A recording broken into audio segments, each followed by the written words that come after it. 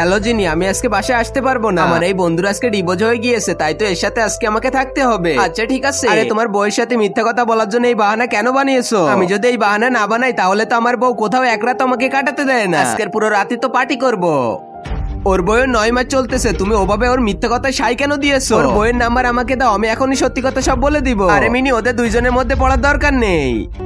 যেমন তোর বরের বন্ধু মিথ্যা কথা বলে, তোর বড় তো তাহলে অনেক মিথ্যা কথা বলে। যখন তোর ঘরের নাম খারাপ হয়েছিল তখন তো তারা তোকে খারাপ কথা বলেছিল। আমাদের ঘরের নলটা খারাপ হয়ে গিয়েছে, তুমি তাড়াতাড়ি বাসায় চলে এসো। আমি এখন আসতে পারবো না, আমি ওভার ডিউটি করতেছি, তুমি চালিয়ে নাও। হ্যাঁ ভাবি, কালকের ভিতরে ফাইল কমপ্লিট করে দিতে হবে। আসলে তো ওই দুইজন গেম খেলতেছিল। যিনি তার স্বামীর কথা মিথ্যা মনে করে তার অফিসে দেখতে চলে যায়। খোঁজার পরে শুনতে পারে সে তো আজকে অফিসেই আসে নাই। তাদের দুইজনকে তো একটা শপে পাওয়া যায়। বেবি, তুমি এখন কোথায় আছো? আমি অফিসে আছি। আরে হ্যাঁ ভাবি, আমরা তো দুইজন একসাথে কাজ করতেছি। মিথ্যা কথা বলার সময় তোমাদেরকে একটু লজ্জা করে না? তারপরে যা হলো। আর আগে মহান আল্লাহকে তুমি ভালোবাসলে লাইক এন্ড সাবস্ক্রাইব করে দাও। আর পার্ট 2 দেখতে চাইলে অবশ্যই কমেন্টে পার্ট 2 লিখো।